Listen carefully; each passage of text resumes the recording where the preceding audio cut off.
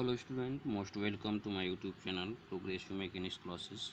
Dear students, जैसे कि मैं बताना चाहता हूं कि हम लोग flotation and buoyancy concept numerical चालू कर रहे हैं और अब तक हमने 16 न्यूमेरिकल चालू करा चुके हैं। आज हम लोग 17 नंबर के न्यूमेरिकल को चालू करेंगे और देखेंगे कि इस न्यूमेरिकल को चालू करने का अप्रोच क्या है। तो सबसे पहले तो न्यूमेरिकल को रीड कर लेते हैं, फिर आगे की प्रोसेस को करते हैं।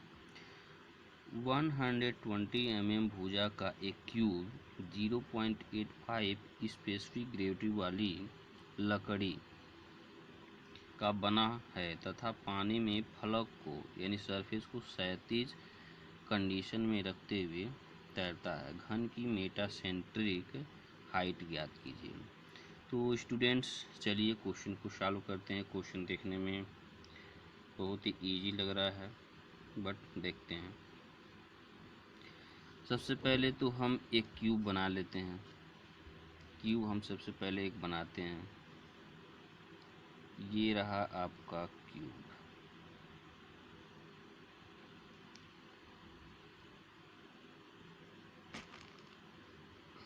ऐसे होगा क्यूब।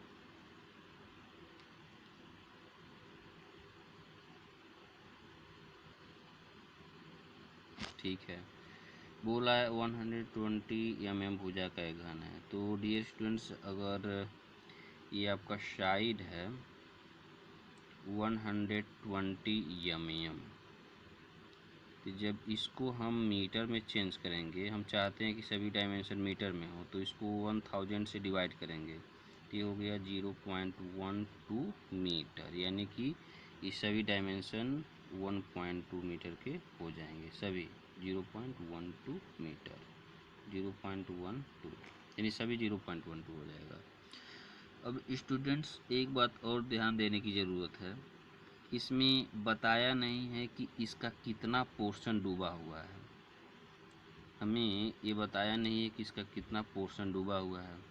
तो मैं ये मान लेता हूँ कि इसका पोर्शन एच, ये जो है इसमें एच ऊंचाई तक भाग डूबा हुआ है। तो मैं मान लेता हूँ कि यहाँ पर वाटर का फ्री सरफेस जो है यहाँ तक है, और इसके यहाँ बॉटम सरफेस से, यहाँ से बॉटम सरफेस से यहाँ तक का जो डेप्थ है, सबमर्ज डेप्थ, वो एच में मान लेता हूँ।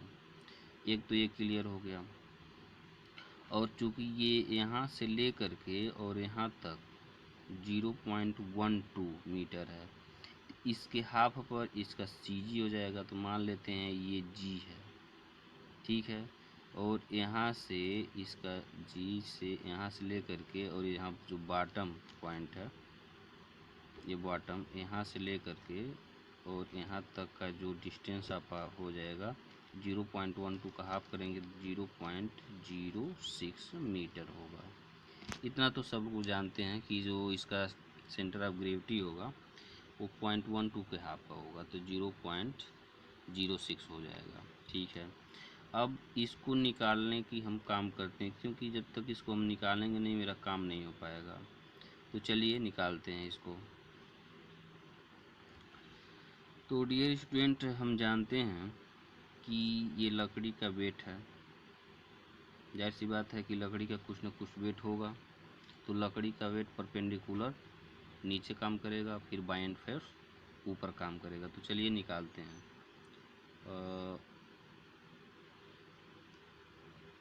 लकड़ी के घन का भार इक्वल टू रो भी जी। तो रो निकालने के लिए हमें क्या करना पड़ेगा? रो सीधे दिया नहीं है, लेकिन हम जब इसमें 1000 का हम मल्टीप्लाई कर देंगे तो रो निकल जाएगा। तो ये हो जाएगा रो भी। निकालने के लिए क्या? घन का आयतन लंबाई गुणे चौड़ाई गुणे ऊंचाई, यानी 0.12 का क्यूब, और क्या हो जाएगा जी, यानी 9.81। तो ये हो गया लकड़ी के घन का भार। अब फिर बाय एंड फोर्स भी काम करेगा, तो बाय एंड फोर्स निकाल लेते हैं। और बाय एंड फोर्स किसके बराबर होगा? विस्थापित पानी के भार के बराबर, यानी विस्थापित पानी का भार, विस्थापित पानी का भार कितना होगा,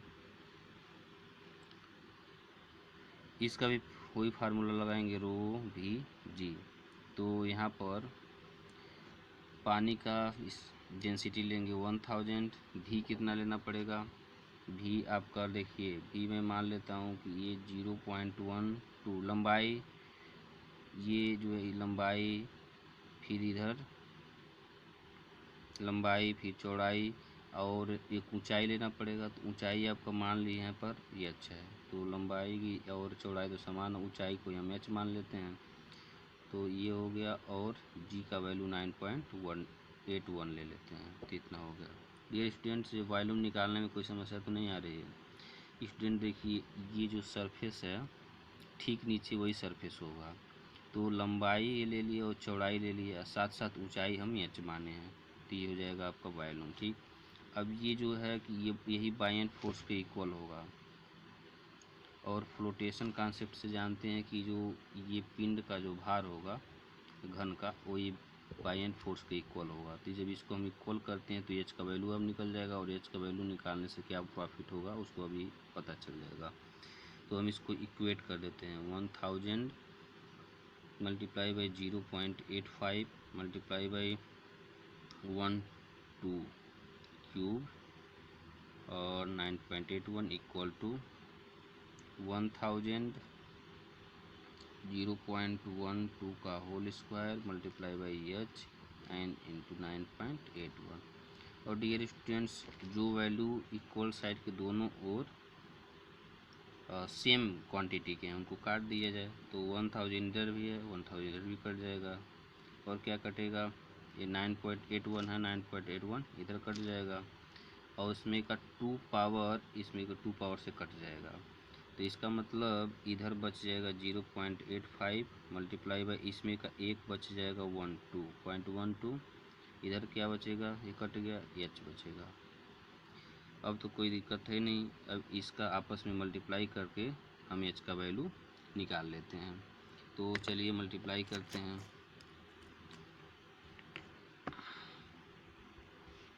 ये हो गया 0.85 मल्टीप्लाई बाई 12, कितना हो गया 0.102। आप देख सकते हैं 0.102, ये आपका एच का वैल्यू निकल के चला आया, एच इक्वल टू 102, ये और यहाँ पर डेसिमल भी लगेगा 0.102, और किस में होगा, मीटर में होगा। सब मीटर में हम में चेंज कर दिया ऑलरेडी, यहाँ पर मीटर में हमने चेंज कर दिया, तो सभी डायमेंशन मीटर में ही निकलेंगे। अब एच तो निकल गया स्टूडेंट्स, अब यहाँ पर एच का वैल्यू मालूम चला गया कि 0.102, तो इसके ठीक हाफ पर ही हमारा सेंटर ऑफ बायेंसी होगा। इसका मतलब यहीं पर अगर सेंटर ऑफ बायेंसी हो तो यहाँ से ले करके और यहाँ तक का जो डिस्टेंस होगा वो ये 0.102 है, इसकी हाफ पर होगा, तो हो गया 0.051, यानी कि ये जो डिस्टेंस है ये हो जाएगा 0.051। तो स्टूडेंट इस तरह से हमने ये काम कर लिया। अब भी यानी कि सेंटर ऑफ बायेंसी का भी लोकेशन पता चल गया, जी का भी लोकेशन पता चल गया। अब इसके ठीक ऊपर कहीं मेटासेंट्रिक हाइट होगा, इसको मान लेते हैं एम, क्योंकि मेटा सेंटर होगा, मेटा सेंटर का पॉइंट ये हो गया। अब हमको निकालना है मेटासेंट्रिक हाइट, तो मेटासेंट्रिक हाइट का फार्मूला आपने बहुत ही बेहतरीन तरीके से पढ़ा होगा कि मेटासेंट्रिक हाइट को हम लोग डिनोटेड करते हैं जीएम से, और ये इक्वल टू होता है बीएम माइनस प्लस माइनस बीजी। ठीक है, तो यानी कि इसको निकालने के लिए सबसे पहले हमें बीएम का वैल्यू पता होना चाहिए और बीजी का वैल्यू पता होना चाहिए। तो सबसे पहले तो बीएम निकालते हैं।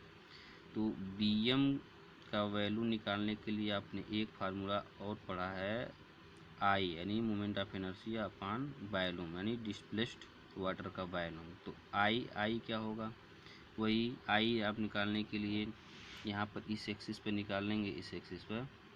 तो ये एक्सिस इसको काटता है तो इसका क्यूब मल्टीप्लाई बाई ये विथ और अपन 12 हो जाएगा। इसका मतलब ये हो जाएगा 0.12 पावर 4 हो जाएगा और अपन 12 और मल्टीप्लाई बाई वॉल्यूम देखिए स्टूडेंट्स, वॉल्यूम इसी के इक्वल होगा, यही वॉल्यूम हमको लेना पड़ेगा, ये वाला इतना। तो 0.12 का होल स्क्वायर और मल्टीप्लाई बाई ये एच का वैल्यू है 0.102। अब इसको सॉल्व कर लेते हैं। तो सॉल्व करना तो बहुत आसान है। कैसे? ये 2 पावर से 2 पावर कट जाएगा तो इसका मतलब यहाँ पर हो जाएगा 0.12 का होल स्क्वायर ऑफ मान ये तो पूरा ख़त्म हो गया, यहाँ पर बच गया 12 और मल्टीप्लाई बाई 0.102। इसको हम कैलकुलेटर की मदद से अब सॉल्व कर लेते हैं। तो हो गया 0.12 का होल स्क्वायर, ये हो गया 0.0144। अब इसको डिवाइड करते हैं किसकी मदद से? 12 मल्टीप्लाई बाई 0.102, ये हो गया आपका, हाँ आप देख सकते हैं ये वैल्यू आ गया आपका 0.01176 मीटर में ये होगा। ठीक है, अब हमें चाहिए बीजी।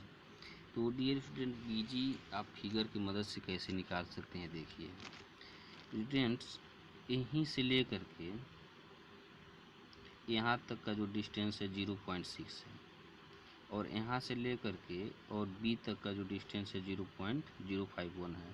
तो अगर इस टोटल डिस्टेंस में से ये डिस्टेंस अगर सेपरेट करें तो बीजी निकल जाएगा। तो हम बीजी यहीं पर निकाल देते हैं।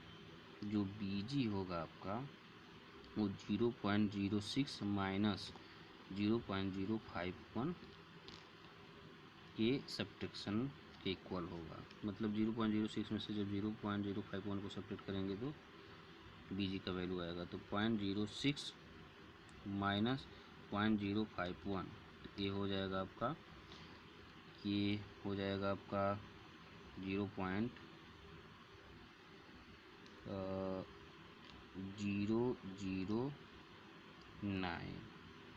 ठीक है, ये हो गया मीटर में। ठीक है, ये हो गया आपका 0.009 मीटर और यहाँ पर हमने bm का वैल्यू भी निकाल लिया है। तो फिर रखते हैं यहीं पे। तो bm का वैल्यू हम रखते हैं 0.01176 माइनस bg का वैल्यू रखते हैं 0.009। अब क्या करते हैं, एक वैल्यू में से दूसरे वैल्यू को सेपरेट कर लेते हैं।